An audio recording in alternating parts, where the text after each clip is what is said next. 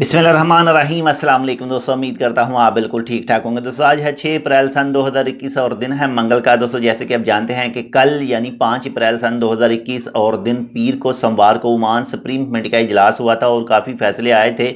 और उन फैसलों में से एक फैसला ओमान के अंदर एंट्री करने के हवाले से भी था और ये फैसला लागू हो रहा है 8 अप्रैल सन 2021 और दिन जुमेरात दिन 12 बजे के बाद में ओमानियों को इंट्री मिलेगी, यानी जो ओमानी शहरी हैं वो इंट्री कर सकेंगे। और इसके अलावा जो दूसरे खारजी हैं जिनके पास ओमान की वैलिड रेसिडेंसी है सिर्फ वो इंट्री कर सकेंगे।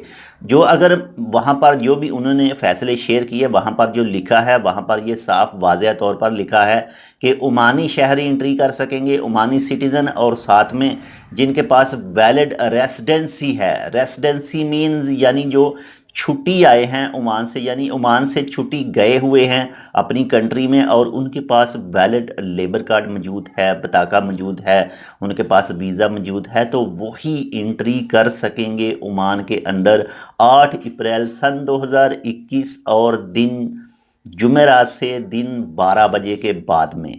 तो ये क्लियर तौर पर ये चीज़ लिखी है, लेकिन इसके हवाले से हो सकता है कोई मज़ीद भी अपडेट आ जाए, मज़ीद भी क्लियरेंस की जाए।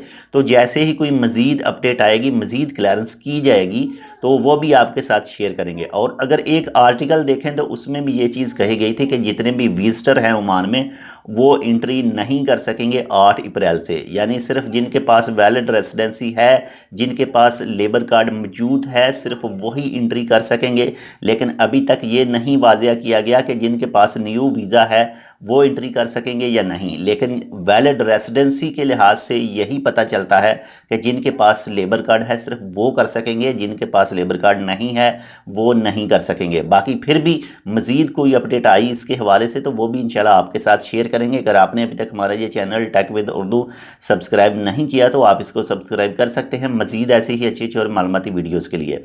क्यों आजकल के जो फैसले आते हैं वो एक दिन में दूसरा और दूसरे दिन में दूसरा आता है, तो इसी लिहाज से आपको डेट और टाइम बताया जाता है साथ में।